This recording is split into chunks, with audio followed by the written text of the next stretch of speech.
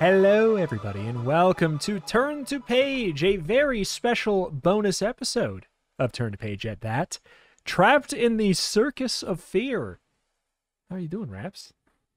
I am doing quite well.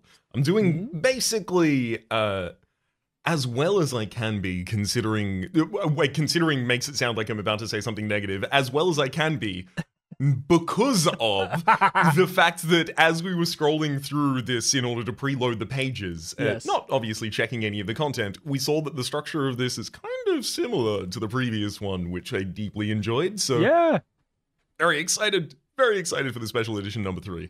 Yeah, which for some reason, this for the first time, they call it a Power Play Special Edition number 3.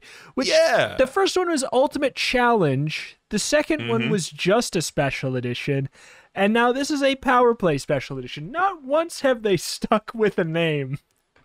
Nope. I gotta respect that. Yeah. It's a special edition. You don't need to have a consistent subtitle. You don't even necessarily consistently need to have a subtitle, apparently. It's true. I will say, I've just pieced it together. I enjoy that they have different titles because I have not had a consistent intro for these books either. And I'm just taking after the series.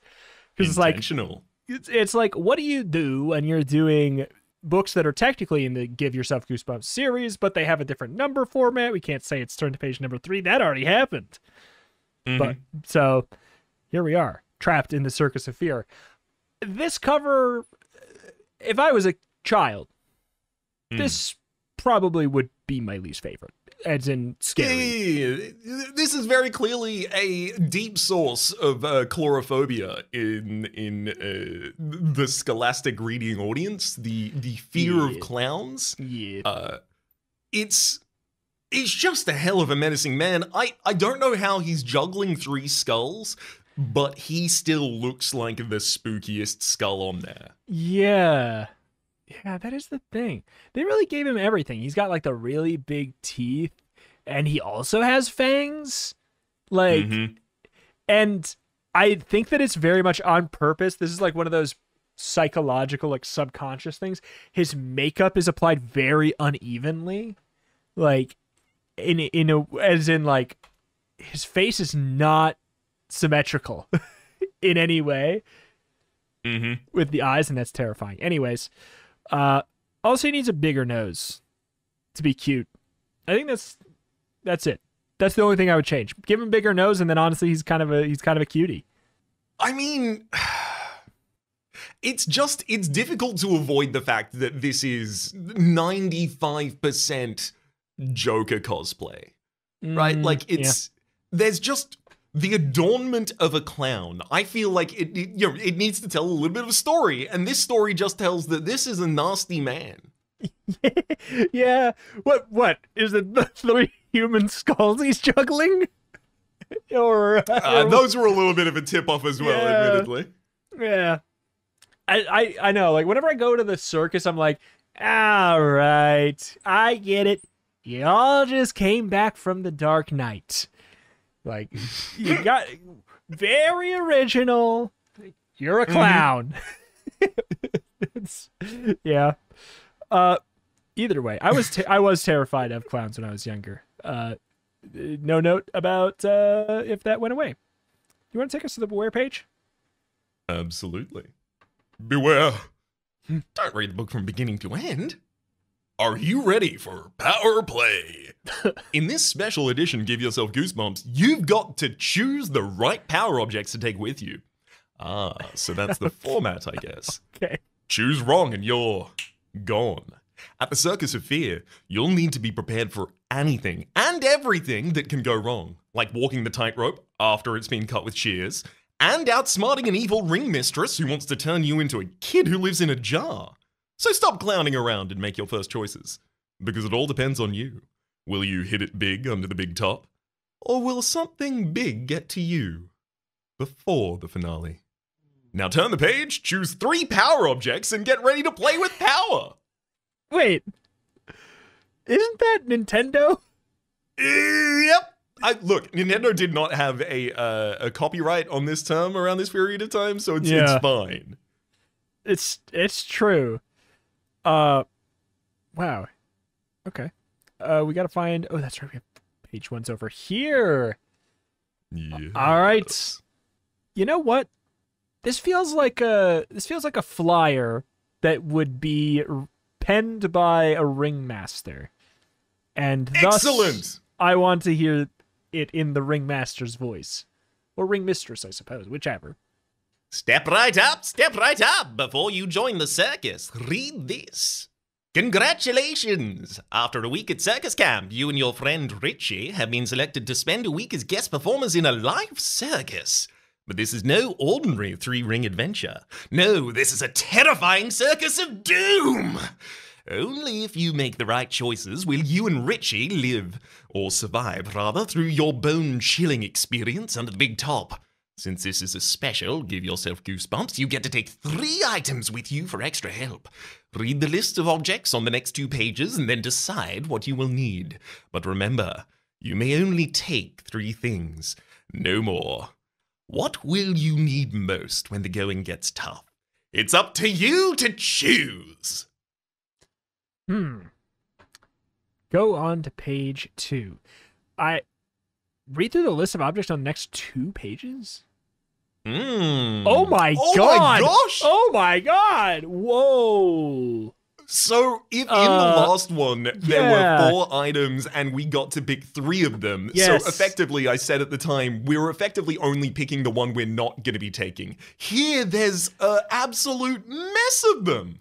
Yeah, there's 11. There's 11 items and we only get 3. Oh, hell yeah. Oh, god. And okay. Also worth noting that they do have little notes about them as well. Mm-hmm. So it's kind of like maybe an ability where we could look through these and then we know what we have. We could maybe pivot in the right direction. So you know what? We'll popcorn read it. We'll switch off on these objects maybe. So the first one's a Polaroid camera, great for taking pictures of other circus performers you meet and recording proof of evil doing, if by some strange chance you run into any trouble during this adventure. Okay. Dictionary of Circus Terms. A small book that will teach you the cool words and phrases used by circus folk. Huh. A mirror. Useful for putting on clown makeup and for looking over your shoulder. In that order. Yes. Peppy, your pet snake. Not necessarily useful, but you can take him everywhere with you. And you're not sure you can trust your family to remember to feed him. It's going to be a hard challenge to not take a pet with us. Exactly. But, okay, chocolate bars. You might want to take these along if you love chocolate. That way you'll be prepared if you get a craving. That's just in every available scenario. Do you want chocolate? Yes? Okay, good. Talcum powder. The professional trapeze artists use talcum to keep their hands from slipping as they grip the bars. You might want some if you plan to do any swinging. I feel like we already got a hint about what that's for. Mm-hmm. Bag of peanuts. Tasty treat for you. And a good bribe for any angry elephants. In a similar vein, a bunch of bananas. Not only are they high in potassium, but the peels are useful if you want to get involved in clown antics. Your lucky baseball cap. You wore it every day at circus camp. Nothing bad happened to you. You figure maybe the cap kept you safe. Ball of twine, useful for tying things together, reconnecting broken ropes, etc. I feel like there's a lot of items that I feel like are useful for the one thing we know that's bad that's going to happen. Or that could happen, I guess. Then there is a bullwhip. A 15-foot-long leather whip that might come in handy if you run into any lions or tigers on the loose. Oh, my. Okay. So, first things first, where are you at with Peppy, your pet snake? Is it a must? I think it's kind of a must because I don't want to condemn the snake to die, possibly. Yeah. Just because my family forget to feed him, and also maybe I don't survive. Yeah. Okay, well then that brings us to a pretty clear, we get 3 items. How about we take Peppy, and then you pick one and I pick one. Love it. So let me know if you need me to scroll down in our book. So we got... I'll start writing down Peppy, so if you have an immediate lean, feel free to share it. Okay. I mean, a big part of me wants a whip. I just really want to have a snake and a whip. That's a type of guy, you know? It's an extremely type of guy, yeah. I mean, it's very not Indiana Jones, but it's Indiana Jones adjacent. It's just like, it's cooler. He feels strongly about both of those things. Yeah. It's just not strongly positively about both of them. Exactly. It's just, as long as you just got to remember which one's the whip and you're good. Write down the bullwhip for me. Excellent. Bullwhip. And I gotta say, like, Dictionary of Circus terms just seems like it would unlock more fun dialogue than a lot of these other ones, true. and that is kind of where I'm around. That's true. I will say I love it. It says this makes sense for us that we had been informed of one guaranteed like challenge, and we didn't pick the two things that solve it. Oh yeah, I mean, it's just like, yeah, we'll get around it. There's 11 items here. They're not gonna be like, you have to take the talcum powder to win, right? Exactly. I'll figure it out at the time. That was the Dictionary of Circus terms. I like that. Yeah. All right. After you've chosen 3 things, start the adventure on page 4.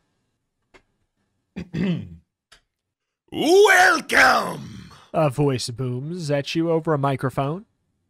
Welcome to the most astounding show on Earth! You step into a dimly lit circus tent.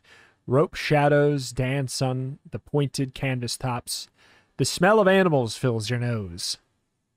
Goodbye, honey. Your mom calls from the entryway. She blows you a kiss. Mwah. Have fun. Okay, Mom. Bye. You mumble. You're distracted by how spooky the circus tent looks. So gloomy, so creepy. How come it's so dark in here? Richie Fieldston whispers at your side. He brushes his red hair out of his eyes. I don't know. You answer. And where is everyone? You and Richie were in circus camp together this summer. You learned how to fly on the trapeze, do clown acts, and ride bareback on a horse. You're both so good at it that you won the chance to spend a whole week in a real circus. Now, if this does not translate to us actually being proficient in action, I'm going to be upset. Yeah, if I fumble, a ring toss or anything like that, I'm going to lose it. Yep. What are you two waiting for? A female voice commands over the microphone. Come on down, you lucky kids, and make it fast. You squint into the darkness. The voice sounds familiar. Mistress Barbara? You call. Is that you? The name's not Barbara. The voice snaps. It's Barbarous. Go on to page 5. Barbarous, you gulp. You and your mom met the ring mistress of the circus outside. She seemed so sweet and friendly. But she does not sound so sweet now. Hurry up! Her voice booms over the microphone. Come on, Richie. You exclaim. We'd better get down there. You hustle down the dim aisle. Richie follows reluctantly behind you. You toss your backpack down on a chair in the front row and step onto the sawdust-covered floor of the main ring. Richie plops down in a chair. Suddenly the lights snap on, bright, glaring lights that almost blind you. In the next instant, a curtain swings back. Mistress Barbarous steps out holding a cordless microphone. She's wearing black leather pants, a red satin blouse, and a snug black vest. She smiles wickedly at you and claps her hands 3 times. Let the fun begin! She bellows into the microphone. From behind her, a man in a black cape rides into the ring, standing on a horse. He's carrying a huge silver knife, and he's pointing it at you. Race to page 6. Okay. Swoosh. The man on the horse gallops right by you. So fast, close, he nearly knocks you down. You! Mistress Barbarous cries. She points at you as she strides into the middle of the ring. Move it! Get over there so that Morton the knife thrower can practice. She points at a huge whiteboard. It's a target with an outline of a person painted on it. You know from circus camp what to do. You're supposed to stand in front of the board with your arms out, like the painted outline. Then the knife thrower will throw knives at you, missing you. You hope. You glance at the man on the horse. And I do want to reiterate, you glance at the man standing on the horse and at his sharp, sparkling knife. This could be really dangerous, you realize. A man standing on a horse, aiming a knife at you, maybe. Maybe you could still catch up with your mom outside. Then again, if you defy Mistress Barbaras's orders... Mistress Barbaras's orders. They really gave it to us today. There's no telling what might happen. Well, if you stand in front of the board, page 33, if you try and catch up with your mom, 9. 2 things. Number 1, having a man standing on a horse and throwing a knife at you is dangerous. I mean, what if he falls off the horse? And number 2, this is a trick. The thing is, they don't throw... I mean, I guess maybe some circuses, they throw the knives, but, like, typically in your performance, you want it to be safe and repeatable because you want to be able to do it forever. So they don't throw the knife, they vanish the knife, and then a knife appears out of the board from behind the person. So... yeah. If the only problem is we know this because we've done this before, apparently. So we have to know it's a trick. Yeah. But we still fear the knives being thrown. It's that, or we just don't trust the man screaming up at us standing on a horse. I feel like at the camp with kids, it probably did not involve one of the kids standing on the horse throwing the knife. So maybe they're like, maybe it's a little bit different, I guess. That's fair. But that's fair. They may have just described it and shown a video from 1970s with clip art interstitials. That's true. Or maybe it's just a long con so that they can get away with, murder and just in a very spectacular way. Like, also, this is why whenever I go to a circus, I go, now, if you're going to do the knife thing, I am a volunteer, but I am going to be throwing the knives. And then I bring knives.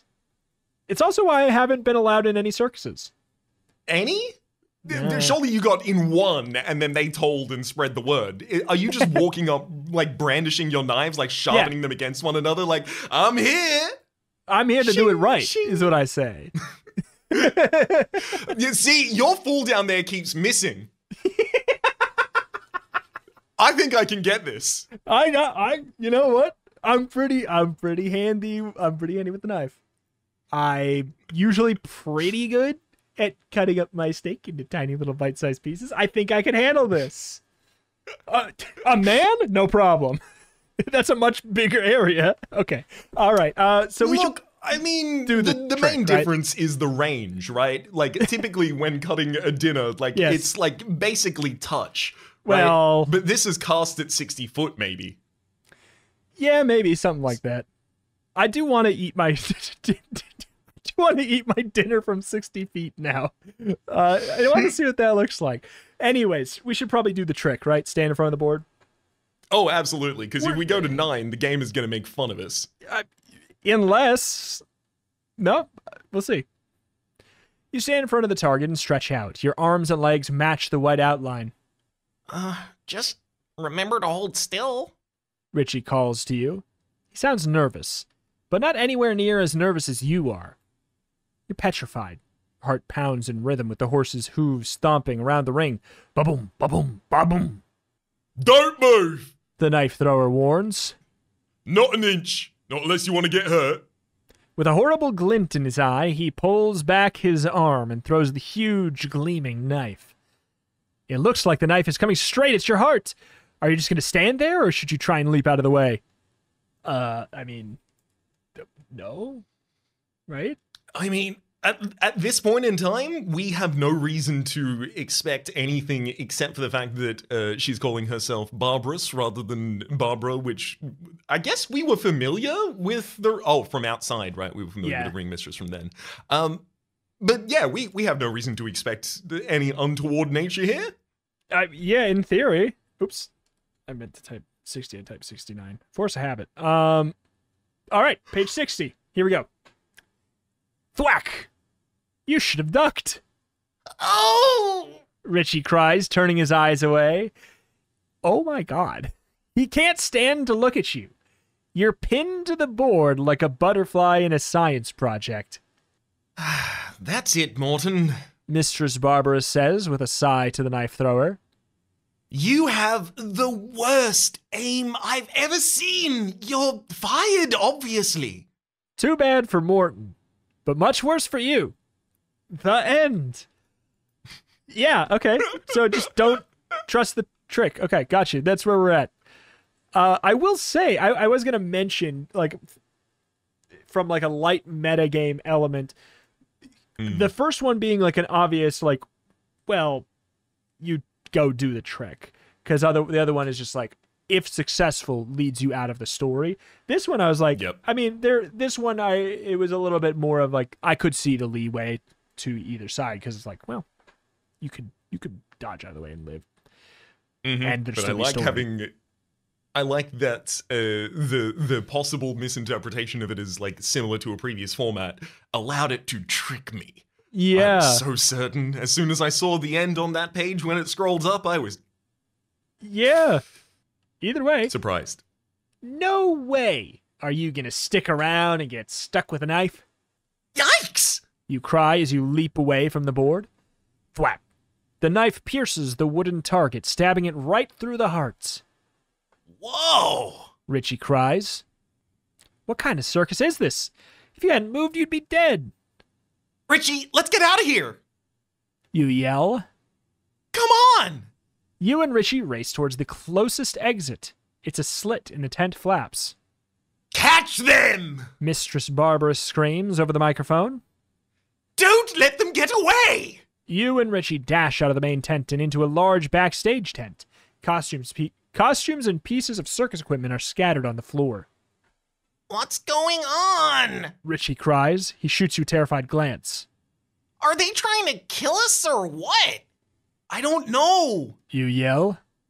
But look out! A clown car is barreling straight at you, trying to run you down. Jump! You shout. Out of the way! Dodge the clown car on page 94. I like the idea of having enough time to make those two individual sentences. Jump! Oh, hang on. Sorry, I should specify a direction. Out of the way. Yeah.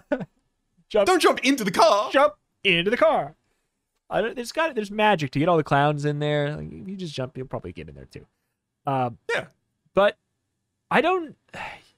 it's too early, I guess, to tell, but are they actually mad and chasing us if we know that the alternate reality where if they were to hit us, they'd be disappointed? Do we get to use that knowledge? Well, I can only, because the way that they both exist in a cohesive universe is that they do have ill intent and they do intend to torture us, but they didn't want Morton the knife thrower to kill us instantly. They just wanted to scare us a little bit, right? And then start ramping up the terror until some final scene. This is like, I planned out this whole night of torture and you choked? You walked in and choked on your own spit? I didn't even get to torture you! Yeah, I'll say there is one other slightly more embarrassing for them reality, and that's that they saw that it would have hit and they're trying to get us to sign something that'll make us not, like an NDA. Or something, just like, all right, now you can't tell the public. Like, that's the other one that would work. But you can't tell the public. We'll never get another volunteer. All right, 94. You leap out of the way of the speeding clown car. The car screeches to a halt. The doors fly open and the circus clowns start pouring out. Skinny clown with a rainbow wig pushes Richie face down and puts a giant clown shoe on his back. Help me! Richie shouts. You step over to try and help him, but you freeze in your tracks. A huge clown with a green face and a hideous glaring smile is stalking towards you. His teeth are horrible. They're black. Arms outstretched, reaching for you, as if he wants to grab you by the throat. He's too far away to reach me, you think, but it doesn't matter, because his arms suddenly start to stretch and grow. They grow skinnier and skinnier as they lengthen. No! You scream. The long arms reach you. Then the clown's white-gloved hands close around your throat. Yoga fire. Finish screaming on 51. All right, here we are on 51. Let me go! You manage to croak, even though the evil clown's hands are clamped around your throat. Psst. A voice near you says. You feel a tug on your sleeve. You glance down, a cute little clown in a frilly pink suit is trying to get your attention. His cheeks are round and rosy, blue glitter stars are painted around his eyes. The clown who's choking you does not notice the other clown. Hi, mister. I'm Mr. Peepers. Got anything to eat? The pudgy little clown whispers to you.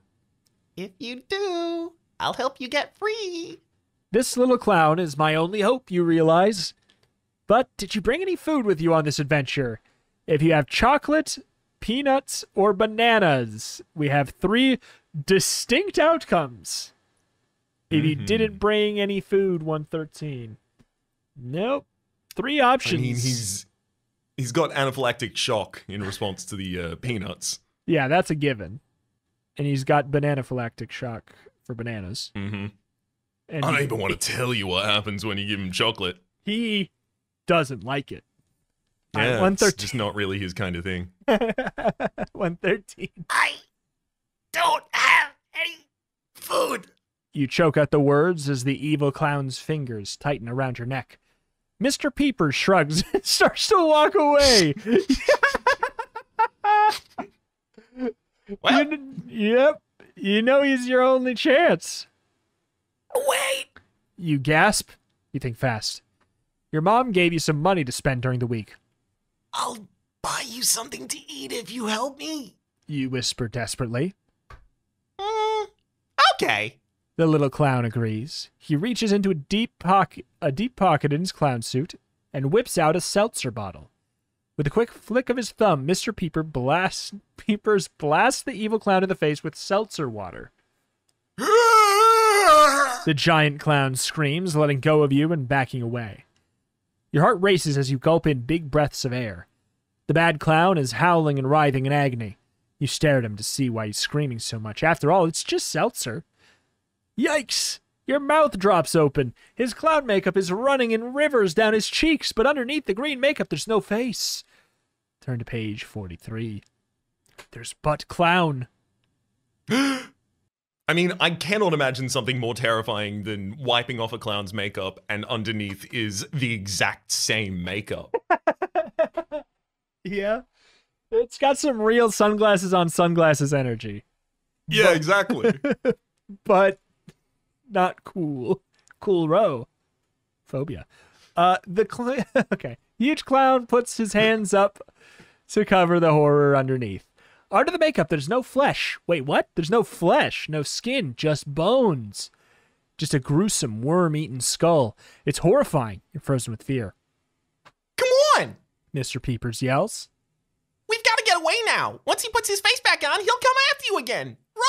Run! The pudgy clown turns and bolts out of the tent. You run. Your heart pounds like a bass drum. You follow Mr. Peepers to his smaller tent next to the big top. The tent is filled with food machines, a hot dog cooker, nachos, popcorn, peanuts, a cotton candy machine, but the tent is deserted. There's no one to sell the food to you. Cotton candy.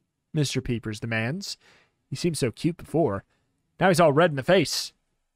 I want cotton candy. Now! Give him what he wants on page 38.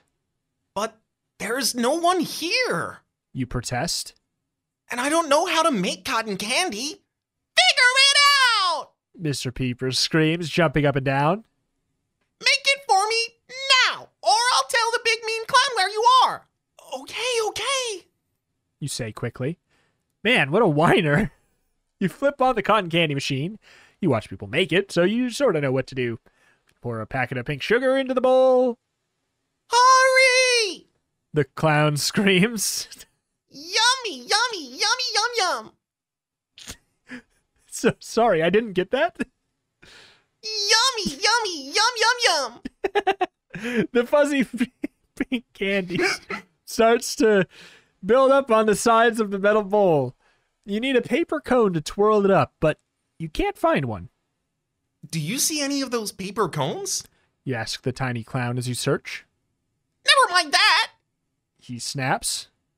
Just use your hands. Your hands? That kind of sounds like fun, but the sugar's spinning pretty fast. Is it really a good idea? I mean, okay. To use your hands for the cotton candy, turn to page 8. To refuse 97. Just like, surely that's a bad idea. Oh, absolutely. Standard order warning here. He may consider our hands to be edible. It's true. Hum. Whenever I go to the carnival, I stand at the entrance gate and I say, you can only let me in if I can use my hands in the cotton candy machine. I've still never been to a carnival. So I guess I don't know if it's standard procedure. Are you still holding the knives? Is this like just in case they also have a performance? Okay, right. So I think it might be related. I go in, I walk up to the carnival with my knives. I have 2 knives in my right hand, 2 knives in my left. I say, let me put my hands in the cotton candy machine, please. I mean, you're asking nicely. I don't understand why they're not letting you in. Also, you're showing that you're dexterous. You're quad wielding. Yeah, that's pretty good. I mean, like, I drop a couple. One went in my foot. I said, ow. They had to clean it up. They said, please leave. Get off the premises. And I said, I'll show you, and you'll live to regret this. And then they, police, yada, yada, yada. I think they should have let you in as soon as you dropped the knife, because that shows humility. And then the fact that you, like, picked it back up and, like, carried about your day, that shows that, like, you've got some resilience, some bounce back attitude. Yeah, I put down one of my weapons. They never put down theirs. Not once did they drop a weapon. They also... You had weapons to spare. If they wanted to drop a weapon, you could have given them one. Yeah, it's like, I put down my arms more than they put down their arms. They just didn't have any arms. But anyway, should we not put our hand in the cotton candy machine? Let's try not to put our cotton candy in the hand machine, because I just think he'll, confuse the two and then eat the wrong one. It's the cotton candy in the hand machine. Let's do it. That's what I said. Okay, sorry. Forget it. You tell the pudgy clown. I'm not putting my hands in there. It might hurt. But I want cotton candy! Mr. Peepers screams. Cheetah! Cheetah! Cheetah! Wow, you think? This guy acts as if he's already had enough sugar for one day. But you promised, so you gotta keep your word. Quickly, you glance around the tent, spotting some pinwheels. You grab one, rip off the top, and use the stick to catch the airy spun sugar in the cotton candy machine. When you've scooped up a big wad of it, you hand it to the clown. Yummy! Thank you! Mr. Peepers coos. Okay, whatever. You mutter. You scratch your head. Now what? You have 2 things to do. Find Richie and escape from the circus. But first, you want to go and pick up your backpack. You left it in the main tent under the big top. You just pray that the knife thrower isn't still waiting in there. Hurry to the big tent on 56. I was wondering if it was giving us a choice not to pursue the backpack, but then I was going to say, hang on, so what? We pocketed the food stuff and all of our other items are in the backpack? What's happening here? Yeah. I mean, what's the name of our snake? Peppy. I was going to say Stewie. I like Peppy. You dash into the big tent and glance around. Empty, quiet. No knife thrower. Good. You sling your backpack over one shoulder and wonder what to do next. That's textbook room check right there. I do that every single time I walk into a room. I want to know where the exits are. I want to know if anyone in the room is mad at me, and I want to know if they are a knife thrower. Yes, honestly, yes. That's when you feel something drop onto your head. You put your hand up and cautiously touch your hair. Yuck. It's wet, just a drop, but slimy. Who's above you? Someone's up there in the dark at the top of the tent, dropping slimy goop on your hair. You tilt your head back and gaze up. A figure's perched on a small wooden platform, the platform that the trapeze artists swing from. From the way he's crouching, you're afraid he's going to drop on you at any moment. Better move, and fast, to page 65. You turn to race towards the exit. You've got to get out of the way before the slime guy drops down. But you freeze in your tracks. Mistress Barbarous is standing by the exit. She's talking to one of the circus performers, probably telling him to be on the lookout for you. If she spots you, you're dead. Psst. From above, you hear the guy on the perch. It's me, Richie. He calls down in a loud whisper. Come hide with me. You see a ladder leading up to the platform. You could climb it and hide with your friend, but maybe you should just make a run for it? You don't want to be in this creepy circus for 1 minute longer. Make up your mind before Mistress Barbarous sees you. To climb up and hide, 23. To run past Miss Barbarous, 36. In my head, I'm visualizing she's like standing in a tent flap, and we just run past her and hope that works. And that doesn't seem like it would work. It doesn't. But also, just to make sure that I've got this correct, there's no slime guy. Richie just hocked a loogie at us to try and grab our attention? Maybe. Unless from above you hear the guy on the perch. Yeah. Like there's a guy in the rafters, and then slime guy is defined by the guy who slimed. Why do we always have to define a guy by the way he slimes? You know, like just whatever. Hey, I just move past society will get past it at some point. Yeah. Unless this is like a morphling, a gooey morphling of sorts. Oh. That'd be the only other thing. Like, you know, we're in a circus is like the man who's just actually slime and also other men. You know, that. Mm-hmm. Probably. Rolls off the tongue. Yeah.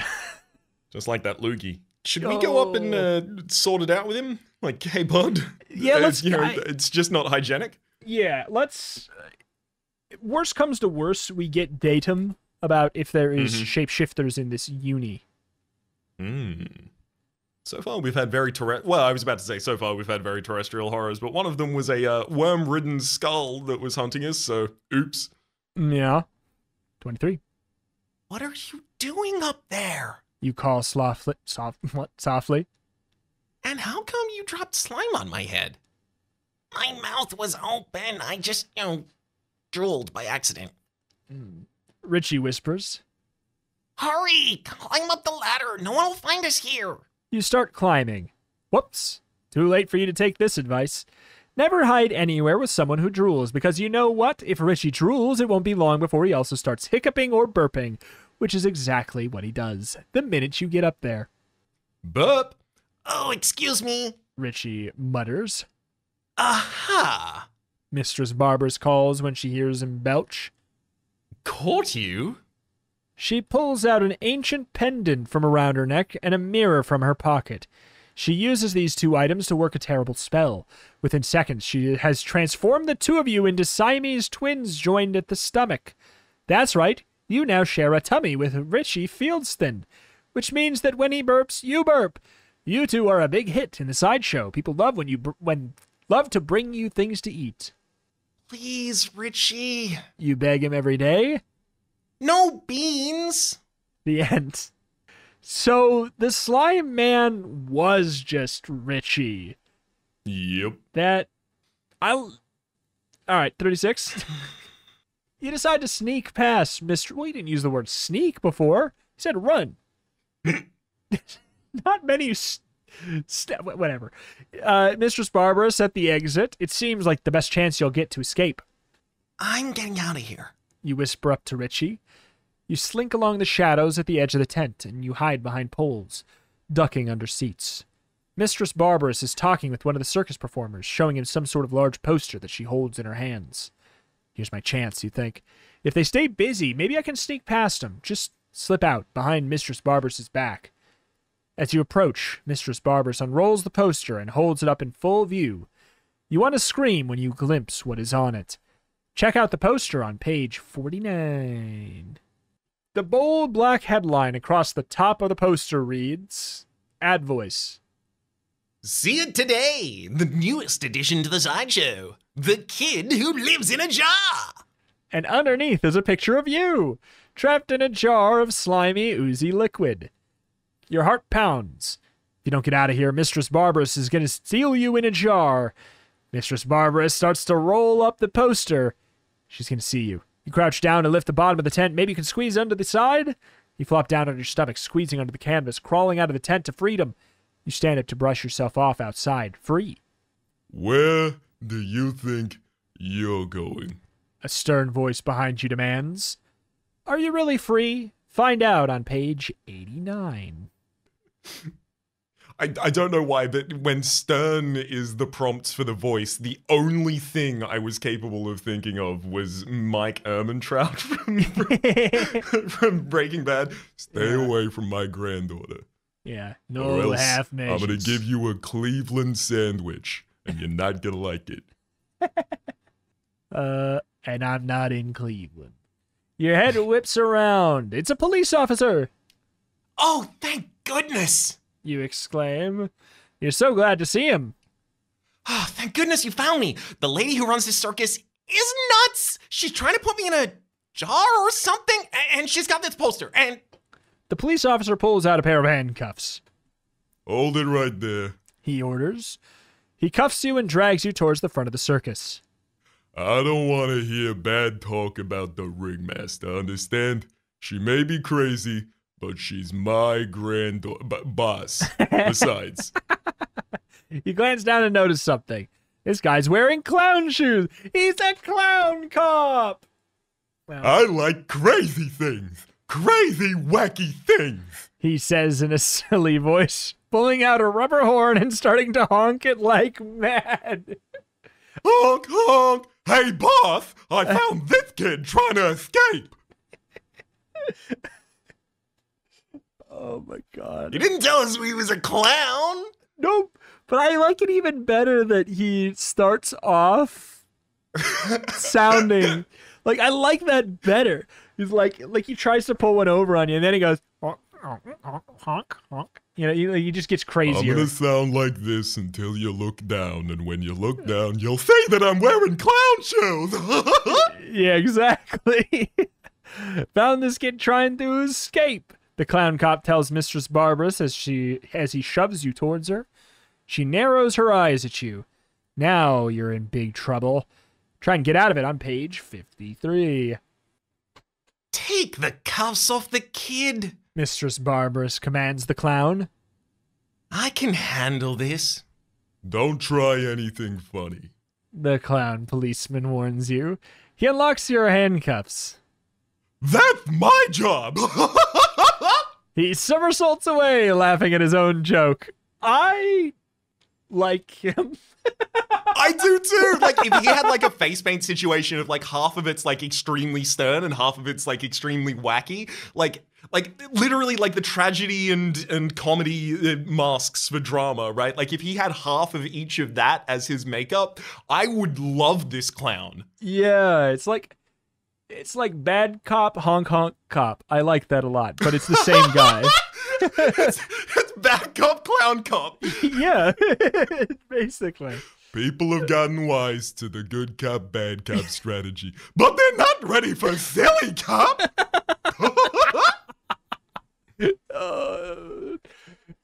Throws pie. Gets charged for assault. Now, I'm gonna go sort out the paperwork, and you're not gonna like it when I bring my partner in here, okay? Bring him in. Do you want to smell my rose? It's just every prank immediately. Yes. It's like, I'll confess, just stop. I've seen it before. It's trite. Stop. Bring the other one back in. Keep beating me. I want that instead. I don't want my face to be a little wet from the water that squirts out of the rose. Okay. I don't like the register of your voice. Stop it. I'll confess. It fluctuates too much. I'll confess. Yes, I went to the carnival with ill intent. Those were not knives that were just there for throwing for fun. Okay, fine. All right. He somersaults away, laughing at his own joke. Mistress Barbarous grabs your arm. She has amazing grip. She squeezes so hard that her hand almost bruises you. Come on, circus kid. She snaps. You're way too much trouble. I'm putting you in the sideshow right now. You gulp. Can she really do what you saw on the poster, you wonder? Can she put you in a jar? The jar is waiting for you on page 99. Get going. I mean, Can she really put you in a jar? How big's the jar? Yeah. Probably. If it's a big jar. Then She got a blender? Oh, no. Mistress Barbers drags you into a long, narrow tent. The sideshow. It's dark, spooky, and completely dark. Now, where are the lights in here? Barbers mumbles to herself. She searches with her free hand for a light switch. Hey, you think? Well, she's searching for the light switch. Maybe I can find something too. Something that might help me get out of here. A weapon. You wave your hands frantically in the dark. Your hand brushes against something scaly. You grab it. Just like the tail of a lizard? Not much of a weapon, but it's better than nothing. What? How desperate are you? Where is that switch? Barbers growls furiously. You don't have much time. Are you going to use the scaly thing as a weapon or not? Oh no. If you've already been in the sideshow, you know what you're touching, so turn to page 130. If it's the first visit, go to 64. This is not... This sucks. Because that's a person. And I don't want to... Sorry? That's got to be a lizard person. Oh, right? Yeah. I mean, that makes sense. It's funny. It's something that's funny about the theme of a circus. You go, that's the tail of a lizard. Ah, a lizard man. Not just in my head. I'm like, that can't possibly. It didn't even occur to me that could just be a reptile's tail. I'm like, tail, a lizard man. Yes. Oddly, I was in the realm of like, I mean, okay, so it's either a monitor or an iguana. I mean, it could be a Komodo dragon, I guess, in some sort of an instance. Like, I was trying to figure out how effective it would be as a weapon. All three of those, by the way, I eventually landed on about as effective as like this soft club. Like a club with some padding. Yeah, like a club that you actively wanted to not hurt them. Yeah, a wiffle bat of sorts. A wiffle club. That's how I made it out of the creek. Here's the switch. Mistress Barbers exclaims. Click. Bright lights illuminate the sideshow. Your hand is clutching the tail of a giant lizard with the face of a boy. You're touching one of the sideshow freaks. You drop the tail in disgust.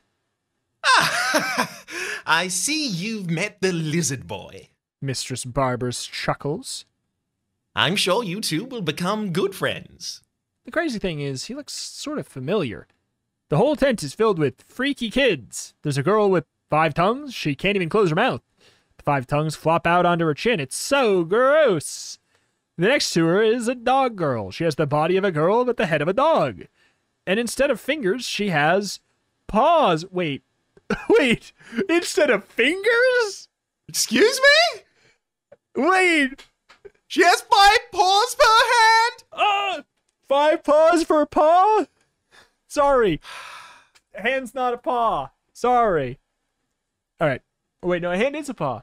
Sorry, I forget which side of this I'm outraged about. Run! The lizard boy warns you. Run, or she'll turn you into a freak just like us. Shut up! Barbara shouts at the lizard boy. Shut up, or I'll make you into a pair of lizard skin boots. Go to page 20. I don't like her. I don't either. I think she's a good villain, though.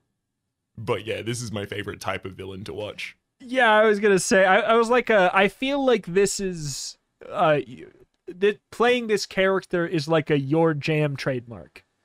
100%, buddy. So like, the second that the outfit of the character was described, I'm like, this is like a character Raps will have fun playing.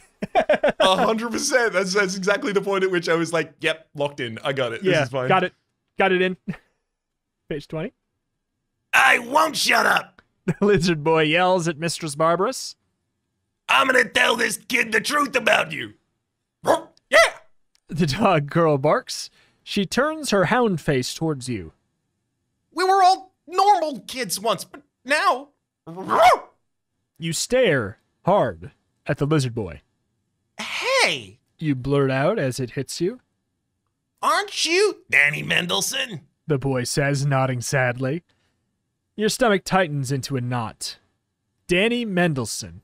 He was last year's winner at circus camp. He won the chance to join the circus for a week, and then he disappeared, and we went? Okay. I'm Melfomba. The girl with 5 tongues pipes up. I won at circus camp 2 years ago. I've been here ever since. I've been twice. Oh, no. The other 4 tongues echo. Oh, no, you think? The other 4 tongues you know what? Yeah. Finish the next sentence. The other, since, how do you think tongues work? What? It's not how tongues work. What are the tongues echoing?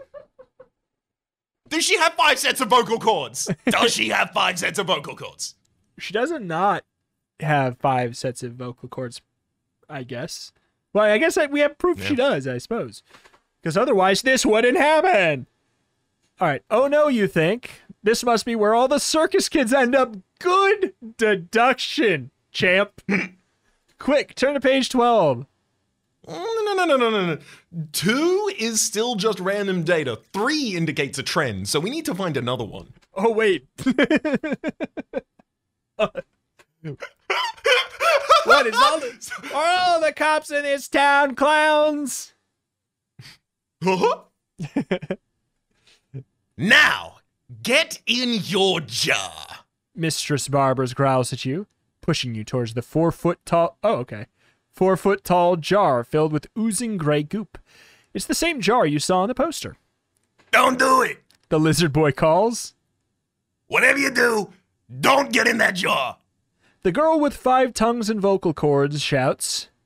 One! It comes out. One. She's too strong. You cry. I can't break away. She has the strength of a grown adult. Even with you kicking at her, Mistress Barbarous is able to lift you up. She starts to shove you into the huge jar. Your hand dips into the cold, sticky gel, so disgusting you feel like you might retch. Plus, it smells terrible. Worse than the smell of rotting flesh. No! The lizard boy cries. Yeah, just make a deal with her. You have no idea what he's talking about, but you'd give anything to stay out of this jar, so you call out. I want to make a deal. You shout, struggling to keep Barbarous from pushing you into the stinky jar. Go to page 40. You know, for something that is like... Okay, hang on. You know the 6-word sad story, the for sale, baby shoes never worn, you know, the classic? Yeah. That's also, like, comprised of very, very simplistic words and obviously short clauses, right? It still managed to evoke emotion, whereas, like, often horror will be, like, cartilaginous, the antediluvian, it'll use very large words to kind of affect this sense of horror and unknowability. Absolutely. I got pushed into a scary jar, a stinky jar, like, that's enough. Yeah. The full horror. You've got all of my gooses bumped. It's true. I will also say, you want to hear my new ad? Wholesale baby shoes never worn.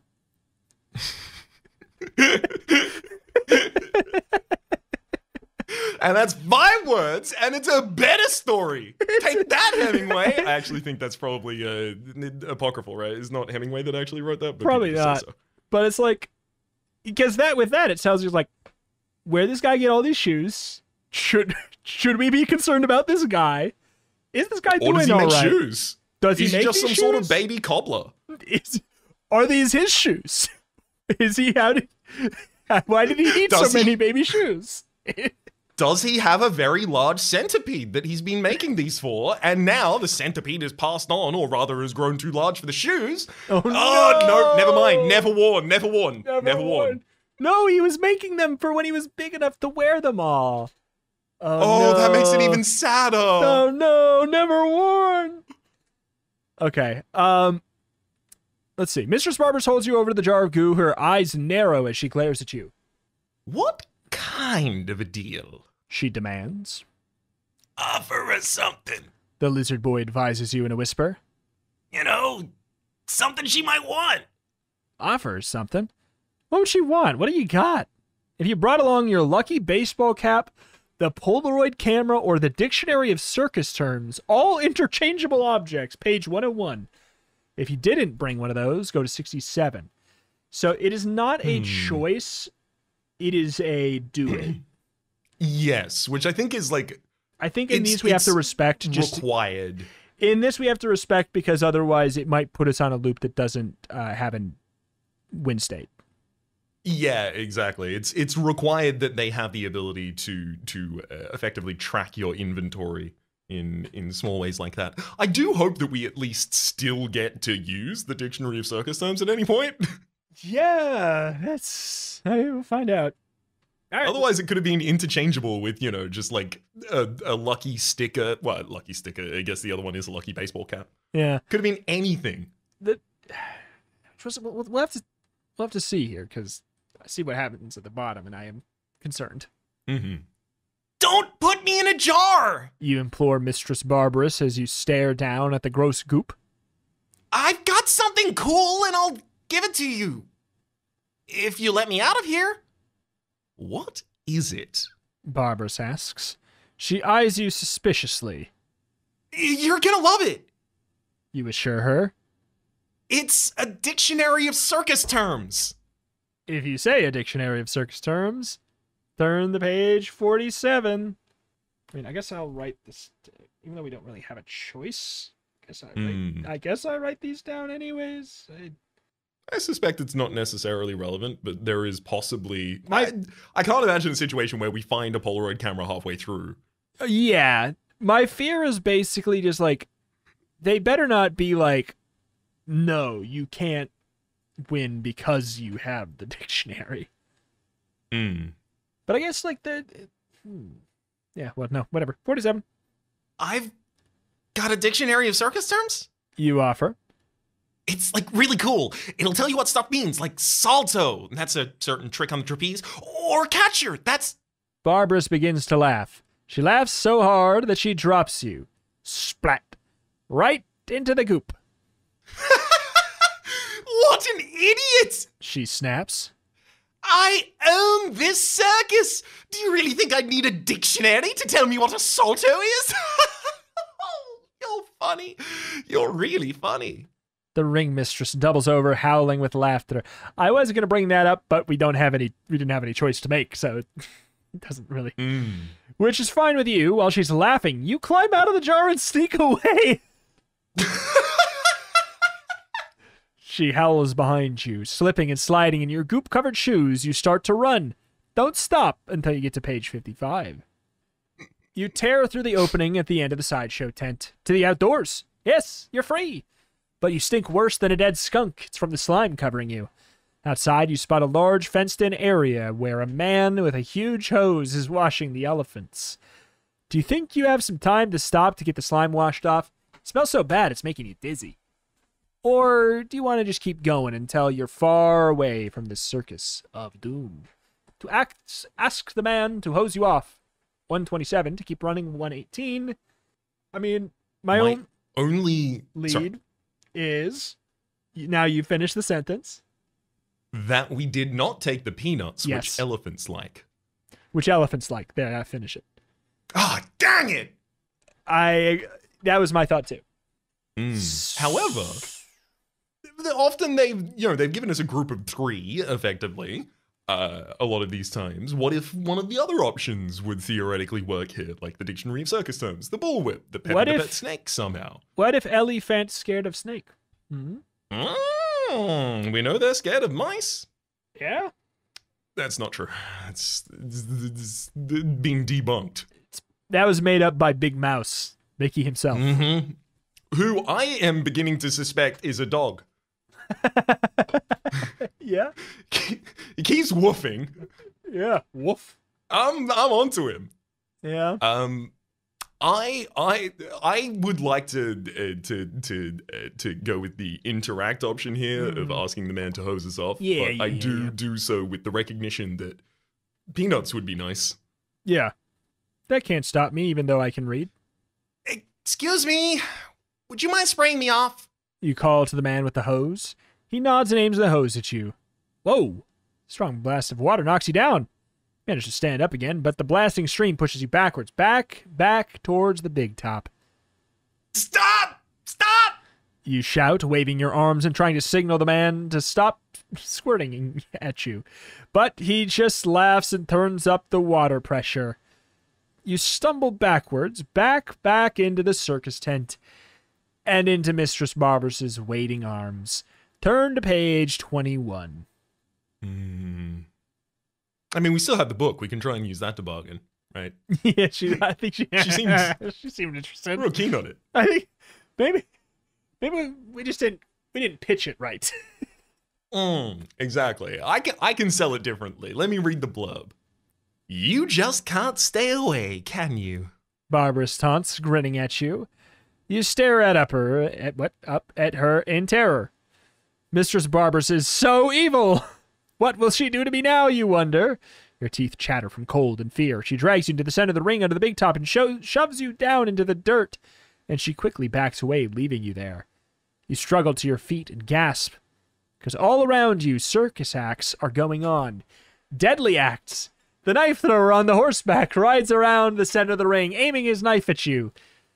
Above you, on trapezes, are two women in pink leotards. They look ready to jump right on top of you. 3 ferocious lions are wandering around loose. They roar and growl. Welcome, circus kid! Barber's bellows over the microphone. Welcome to your first and last performance under the big top. The show begins on page 72. Wild, loud circus music starts to play. Spotlights sweep across the circus rings, and you're afraid to move a muscle. Then the clown car speeds into the center of the ring, almost running you down. Your heart starts to heart starts to hammer when you see the first clown step out of the car. It's the clown who can stretch his body, his name written on his shirt, Georg the Clown. What? Georg. I'm trying to decipher it. I'm trying to unscramble it. Georg. It's a fun way of pronouncing George. Yeah. It's close to Gregory. It's close to George. It's one letter off from each. The best I got is it's George, yeah. And, yeah, Gregory. Yeah. We just need one more Georg stretches his arms out long, grabbing you by the shoulders, and then he stretches his legs. Up and up he goes, lifting you with him, and a moment later he's 15 feet tall, and you're dangling in midair. Don't drop me! You plead with him. He roars with laughter. You cling to his costume so you won't fall. Hold on tight until you reach page 96. You clutch at the sleeves of Georg's costume, holding on for dear life. Then he starts shaking his long arms, trying to shake you off. You will plunge to the ground below. The lions are watching and circling. They're waiting for you to drop into their midst. A tasty little snack. You scan the floor. That's all I want to be called, okay? You scan the floor looking for some way out. There's a trampoline right below you. If you let go of the clown, you might survive the fall, but when you stop bouncing, will you survive the lion attack? That depends. Did you bring the bullwhip with you? Yeah. Let me check my pockets. Let me check my pockets for a bullwhip. Excellent. Here I have the Dictionary of Circus Terms. Ow! That is my pet snake. And here is my bullwhip. You have the bullwhip coiled in your back pocket. Wow. So you decide to drop. If the lions attack, you'll whip them. You let go of York's costume with your arms stretched out wide. You sail down to the trampoline below. Boing. You hit the trampoline dead center and bounce back up. Perfect. Boing. Perfect. You're up in the air and then down. Boing. Miss. It's fun. Too much fun. So much fun that you'll forget that Mistress Barbarous is... They really just... How many times do I have to say Mistress Barbarous? And all her evil relatives are trying to kill you. Then... Thwap. A knife breezes past you, almost slicing your ear. Keep on bouncing onto page 61. Are you going to, use the whip? No, it's just good that we have it. It's just nice to know that you could if you needed to. The flashing knife reminds you that you're in terrible trouble. Here's what you're up against. Number 1, Morton the knife thrower is trying to kill you. He's standing on a horse. Number 2, the twin trapeze artists are lurking above, trying to drop down upon you. 3, Garg the clown wants to crunch you. 4, the lions are waiting to tear you to shreds. You've got problems. You better think fast and decide what to do. Should you jump off the trampoline on the floor, you'll be able to use the whip on the animals and also on the knife thrower too. Or should you keep bouncing on the trampoline and try to bounce so high that you're out of reach? You see an empty trapeze above you, maybe you could reach it. Twap. The knives keep coming. Hurry! If you keep bouncing, 91. If you think you can handle the lions, page 7. So I do feel like we have, reason to believe that 91 takes us to the trapeze walk where the rope breaks and we don't have the tools for it. Mm-hmm. And we have a whip. Yeah, we don't have the talcum powder, which this would be like the bullwhip talcum powder line, I guess, because you have to have the whip to get to this page in the first place. Let's handle the lions with our whip. Let's do the thing that the whip is for. And if it doesn't work for the one thing it said it was for, then that's not fair. Then we'll try and use it in the trapeze act instead. Yeah. You decide to face the dangers on the floor. You take a deep breath to steel yourself. Ready. You murmur. Time to deal with the lions, the knife thrower, Mistress Barbarous, and whatever else is out to get you. You grip the bullwhip tightly as you jump off the trampoline. You land on the dirt floor. The lions growl hungrily. The hairs on the back of your neck prickle, and the 3 furry beasts circle you, looking ravenous. In the centering, Mistress Barbarous announces over her microphone. It's today's main attraction. Lunch. You rub your sweaty forehead with the back of your hand. You yell, cracking your whip at the lions. The lions back away a step, but the knife thrower doesn't. Whoosh, a knife sails so close to your head that it parts your hair. You can't help but scream. Keep your nerves steady until you reach page 16. I was going to say, it did say that it works on lions. It did say there was also the knife man. Mm-hmm. But we only get one attack per round. We haven't got we haven't got the extra attack feature yet, so yeah, you have to wait. I'm gonna come clean. I am not trained in exotic weapons, so it's fine. We can reflavor it as a glaive because it just has reach 5. Okay, all right, good. You're so scared your heart feels as if it's jumped up into your throat, but you try not to let the fear show. The knife thrower draws another knife. In a flash, you crack your whip at him. You knock the knife away. Ow! He screams, popping his fingers into his mouth. Yes! You shout triumphantly. Barbarous flies into action. She blows a whistle. It brings a clown ambulance racing into the ring. The siren blares as the clowns rush to the knife thrower's side. The clowns make the lions nervous. They pace and roar, ripping the air with their razor claws. Lions, clowns, acrobats, knife throwers. Lions, clowns, acrobats, knife throwers. You're completely surrounded. It's big trouble under the big top. Go to page 70. I love the idea of a clown ambulance that pops open and then you just throw every patient in there. Yeah. It's a clown ambulance. How much of this town's workforce are clowns? Oh no. Well, they're the only half. The other half are exhibits. So, it's fine. Yeah. Something horrible is going to happen, you realize. But what? Mistress Barbarous reaches for the large green jade pendant she wears around her neck. She lifts the pendant in one hand and takes out a small, ancient-looking mirror with the other. A chill of dread creeps up your spine. That pendant is dangerous, you're sure of it. You raise your whip, ready to snap and knock the pendant and mirror out of Barbarous's hands. But right then, one of the lions crouches, tail lashing. He's about to spring at you. Now you have 2 targets. But which is more dangerous, the lion or Mistress Barbarous? You have 1 split second to decide. Crack the whip towards the lion, 121. Crack it at Mistress Barbarous, 128. It really does not want us to act on the information Like, it keeps on giving us a, we want to whip towards the lions, and it keeps going, are you sure? And I mean, we did scare off the lions once with it, right? Nah. I thought we did that before we had to whip the knife thrower. Oh, I didn't. Maybe. Yeah, no. We did, right? The whip keeps the lions at bay, but not the knife thrower who throws a knife at you, and then you have to whip the knife thrower. Oh, yeah, it was just such a throwaway sentence. But yeah. Now, we've seen this pendant before. Did we see it in a canon path or in one of the deaths? I don't remember. I don't recall either, but I can only imagine it's probably a better idea not to be vulnerable to that.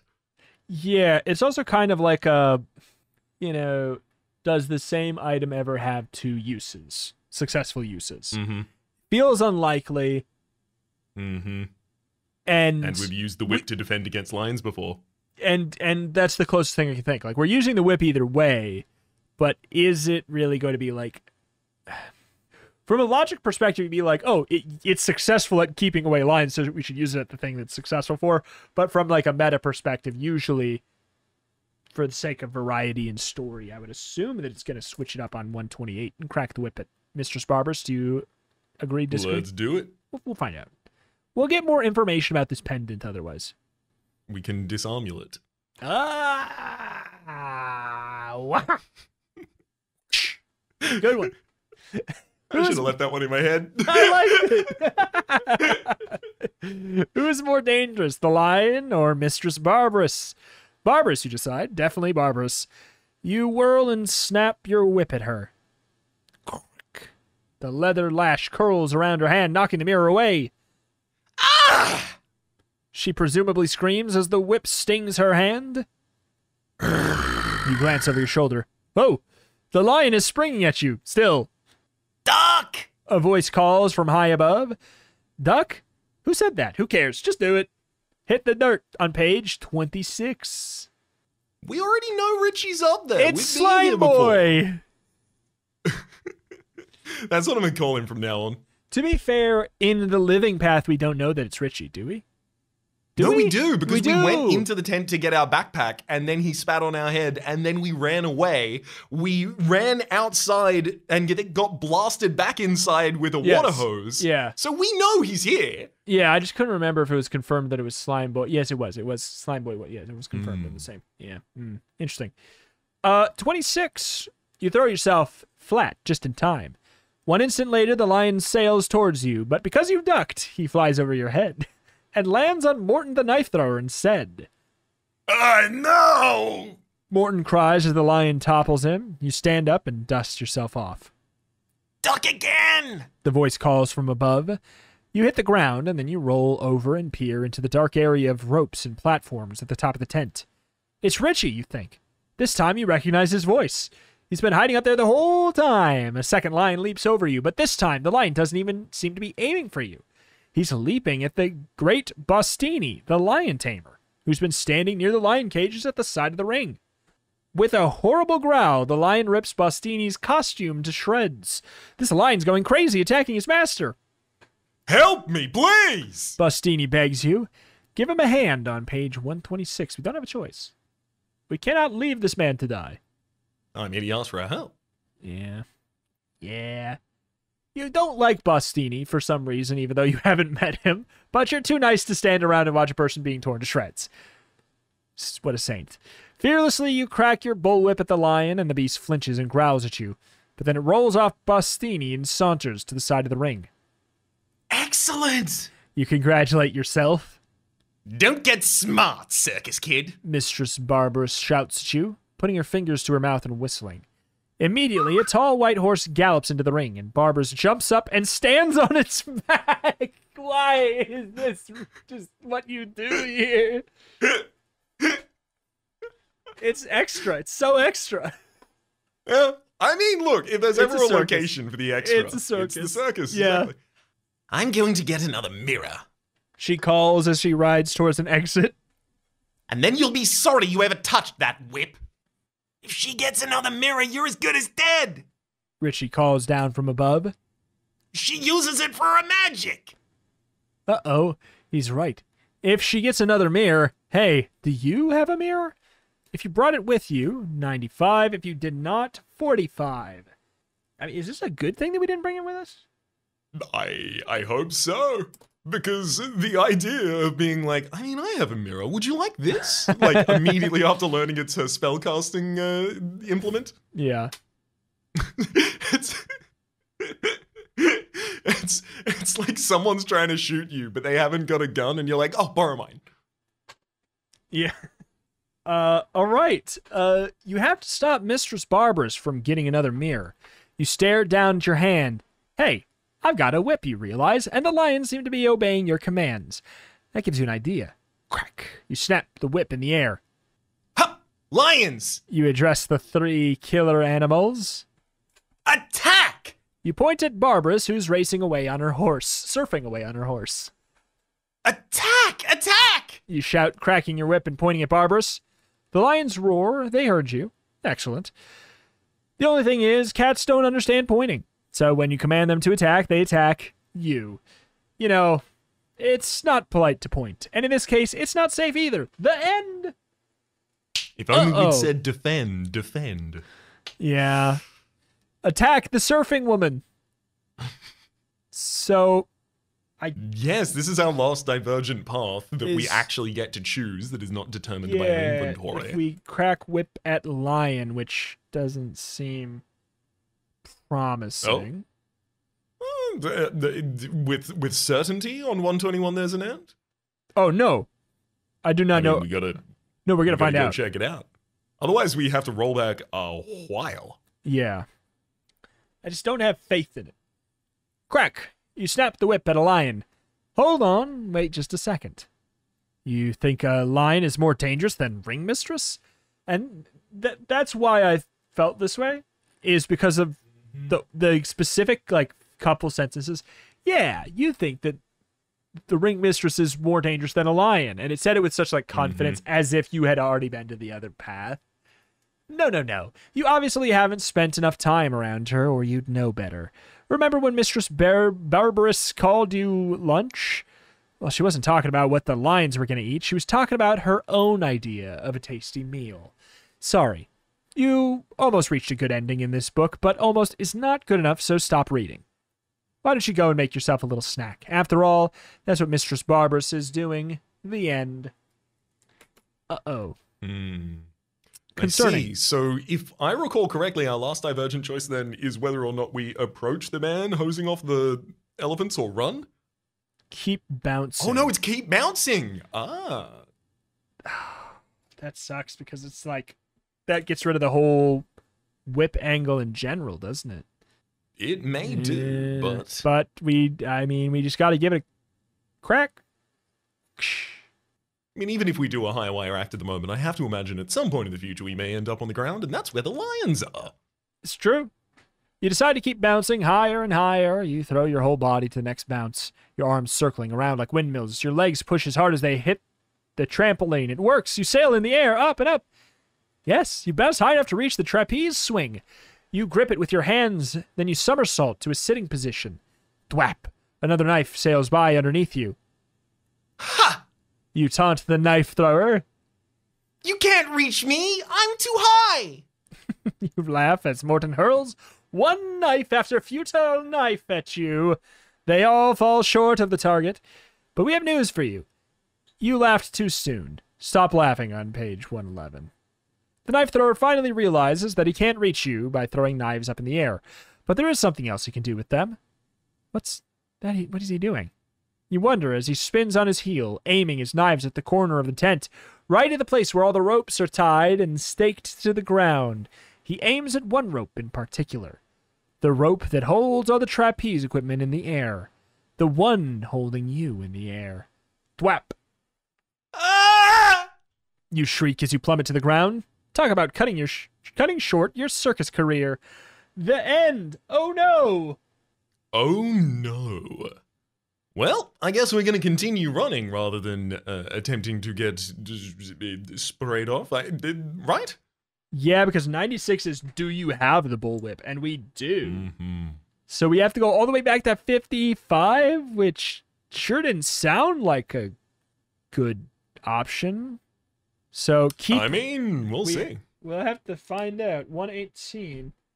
It is going to be kind of funny if we end up working our entire way back up this tree and it's like, actually, you made a wrong decision in your backpack at the very start on page 2. Yeah, that would be funny. You keep running. Who cares how bad you smell? You just want to get as far away from this circus as you can. Feet pounding, you race towards the road. A few cars drive by, but none of them stop when you wave to them. In fact, the drivers hold their noses. It must really smell awful. Finally, you come to a gas station. You call your mom and beg her to come and get you immediately. When she picks you up, all she can say is, "Honey, you smell awful." And the stink never fades. No matter how hard you scrub, at school, your teacher holds her nose every time you walk into the classroom. Your friends won't eat lunch with you. Even your parents ask you to stay in your room with the door shut. 1 year later, the circus comes back to town. Sadly, you made the decision to return. Hi. We knew you'd be back. The lizard boy says. He and all the other freaks are happy to see you. You climb into your jar and pull the lid closed, and the sideshow is the only place you belong now. Yes, this ending stinks, but hey, so do you. The end. So the last decision before that is our bargaining to say what we have, which we don't have any other thing for that. So that means the decision that we have all the way before that is going back to page 40, where we can't do that because we do have the dictionary. We can't do that one. What? 99, we can't do that because we have not been to the sideshow. We exhausted all the options on the one before that, which means 38 would be the decision that we would have to make, which is using your hands for cotton candy. Raps, I seem to remember that we actually hired a snake sitter. We hired a snake sitter. We have someone to feed a snake? Well, we don't need to bring him with us. That's kind of what I thought. So we didn't bring him with. Why would we do that? That'd be silly. So instead, we brought a mirror because how stupid is it that it is an impossibility to get an end this way without the mirror? Okay. All right. I brought the mirror so I could apply my own clown makeup. Yeah. So 95, let's do 95 and see if that one doesn't work. If that one doesn't work, I'm going to be mad. We were told on the death path after this, you were very close to a good end. Yeah. Which is, I don't like that. Whatever. You brought a mirror along with you, and suddenly you have a plan. Quickly, you pull a mirror out of your pocket and flash it at Mistress Barbarous. Mirror? You shout, taunting her. You want a mirror? Well, I have one. Come and get it. We could have just said this without an actual... Wait. Maybe that's what we do. Maybe we just lie and say we have a mirror. We'll see. Her eyes gleam when she sees the concept of a mirror. She seems desperate. Hey! She shouts, turning her horse towards you. Give me the horse! Sorry. No, yeah. The visualization of that horse entered my brain halfway through the wording. It was like, nope, yeah, I was visualizing. Horse now. How does she decide? Well, you're surfing on a horse. How do you... How do you... Well, you lean backwards, right? And then the horse is caught in the tide and turns around. Yeah, okay. All right. Give that to me, you little brat! I need it now! No way! You cry, backing away. Barbarous gallops straight towards you, leaning down, trying to grab the concept of a mirror from your hands. The magic pendant dangles from her fists. You let Barbarous get close, very close, when you snatch the pendant from her fist. Whack! It swings into the mirror, and then the mirror shatters. No! Barbarous cries. What have you done? already didn't have a mirror dramatic. Like, just we brought you this. Whatever. This is like $3.50. It's not actually glass. It's shiny plastic. Come on. As you stare, Mistress Barbers brings her horse to a halt and slides off the ground. Then she suddenly throws her hands to cover her face. You back away from her, the pendant safe in your fist. No, it's happening. She moans. You've ruined everything. Your mouth falls open in shock as smoke billows up from Mistress Barbers' body. Right in front of you, Mistress Barbers begins to change shape. First, she shrinks in size, then fur sprouts all over her body. Anamorphs. Then she falls forward on all fours. I can't believe it. You murmur. Mistress Barbers has turned into a weasel, a coal-black weasel. She bares her sharp teeth at you and darts away. Richie drops down from the ceiling on a rope. What is going on? Richie asks. I've never seen anything like it. Ever. All around you, Mistress Barbers' relatives are changing shapes, changing into animals. Watch them transform on page 104. You and Richie stare at the torn torn costume that the great Bostini was wearing only a minute ago. Now it's being worn by a small chimpanzee. The twin sister trapeze artists transform into harmless little garden snakes, and Morton the knife thrower changes too, into a white miniature poodle. What a joke! You laugh, pointing at the yapping dog with a knife in its mouth. Look at that! Richie exclaims. You spin around to see York the clown. He's slowly taking off his clown suit. You gasp. Underneath, he's not a human being at all. He's a skeleton. I mean, yeah. Don't scream until you read page 110. Right, 110. Ah! I can't believe it! You gasp, staring at the clown you knew was a skeleton already in horror. As the last traces of the magic wear off, York's bones disconnect from each other and crumble to the ground. I just can't believe he's still a skeleton! What is going on here? Richie moans again. In answer, Mr. Peepers the clown races up and hugs your legs. You did it! You took Mrs. Barbers' powers away! He shouts. And now none of them will ever be human again! Yes! You and Richie cheer. You high-five each other.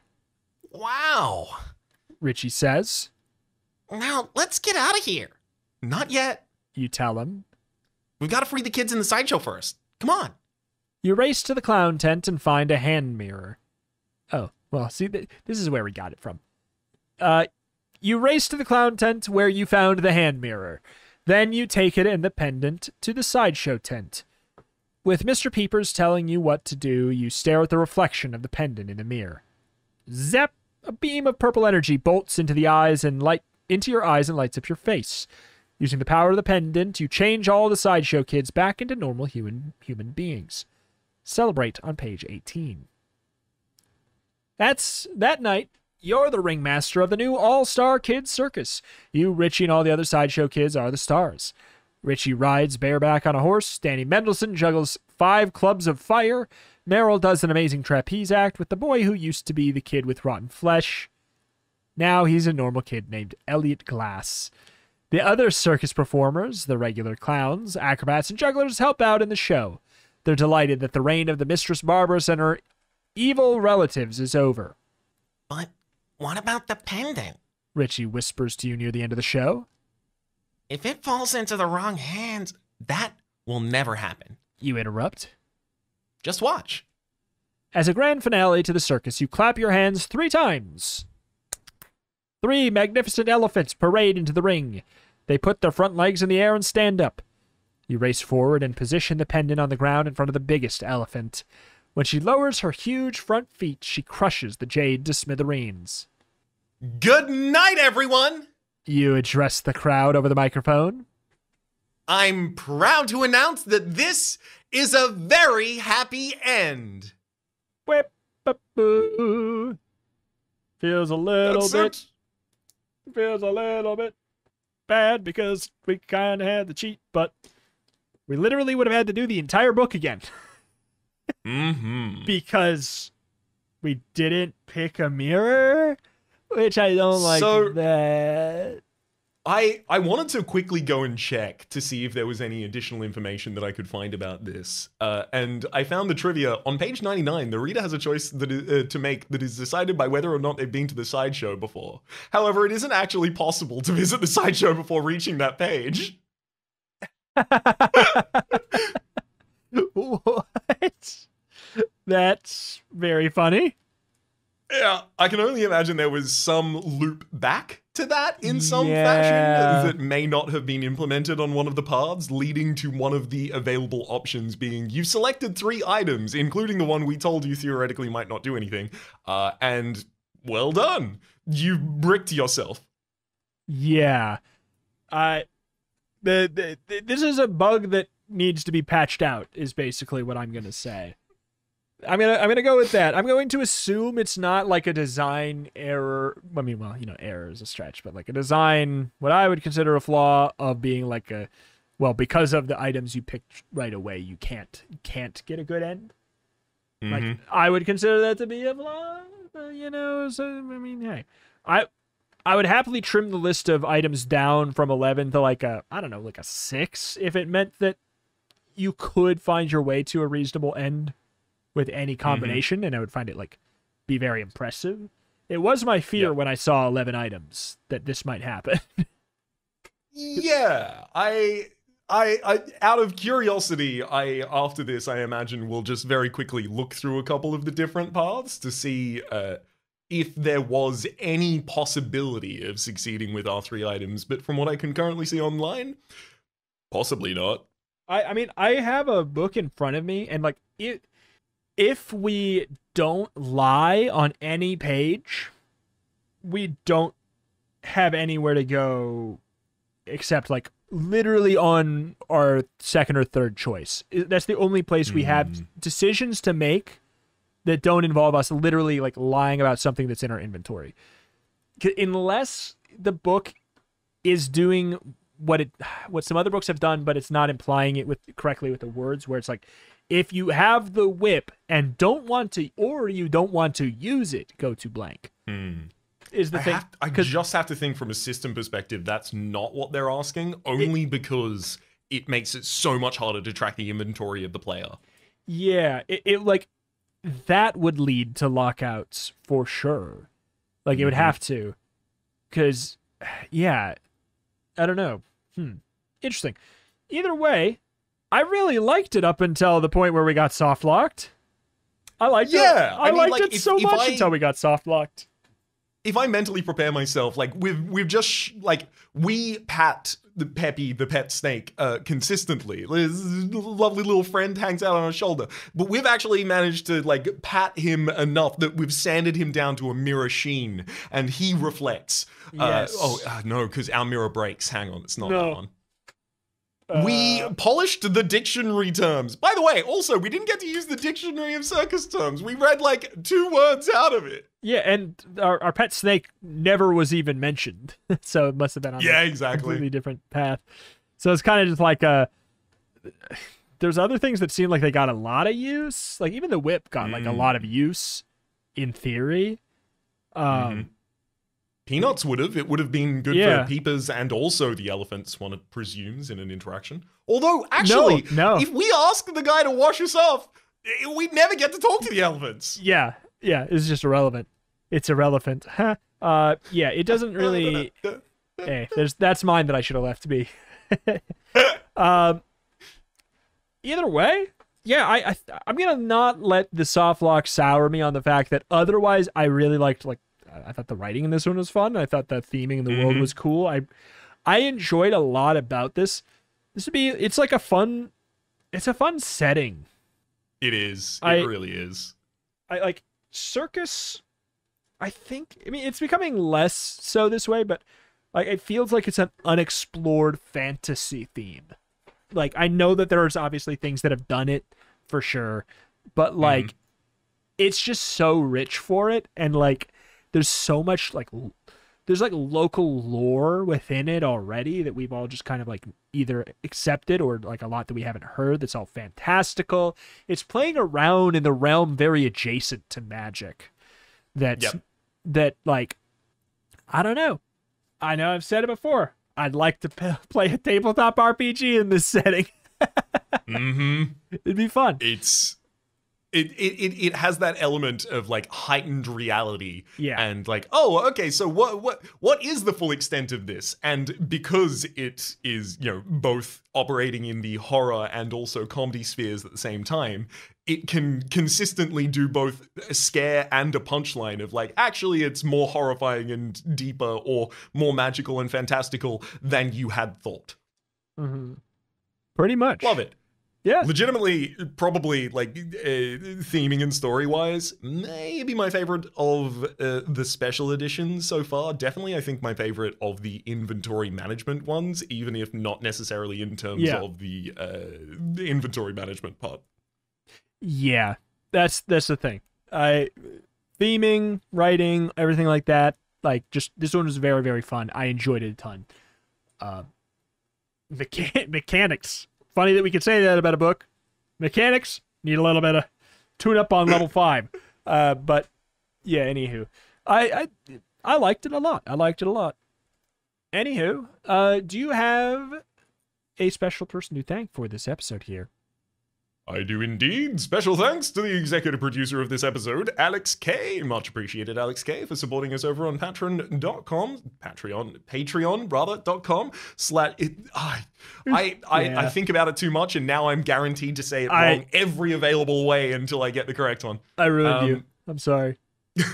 It's all good. Patreon.com/turn-to-pagecast that are above the hardcover tier. Thank you muchly. Yeah. That again, Alex K. Much appreciated. Thank you, Alex K. Huge thank you. Thank you for the wonderful support over on Patreon. Huge thank you to all the other lovely supporters as well. Patreon.com/turn-to-pagecast. If you want to help support over there, it's a great way to help keep the podcast like going and growing, getting, you know, letting us do more out there things, cover some extra books as we eventually move on to other things when we have finished all of the Give Yourself Goosebumps. We have 5 more at this point, 5 more special editions, and then we are through and done with the Give Yourself Goosebumps, which is a sad thing, but also a sad thing, and yet the satisfaction in my heart of having completed a thing will help balance it out, take the sting out of that punch a little bit. 100%. I will also say, in terms of helping the show grow, you may also, and in fact, I implore you to do, leave reviews on any of the sites that you should happen to listen to this podcast on, such that we can grow the audience. You could also go and follow the channel over on YouTube at youtube.com/turn-to-pagecast, where the episodes are published as well, but there is also a comment section down at the very bottom there that is quite lovely and good to hang out in, and it's true. It's a very wholesome place. It's very lovely to have the interaction of, oh, it's a comment section and it's nice. I know. It's unreal. It's y'all have been lovely. Like everyone who's been leaving comments over there, every single one of you has been lovely. Huge thank you. Thank you for making that a pleasant place to go and look at a comment section, which I thought that was an oxymoron, but alas, huge thank you. Huge thank you for that. But anywho, that's going to do it here for this week. We'll be back again next week for another special edition. But hey, thank you for listening. We'll see you next time. Bye. Adios.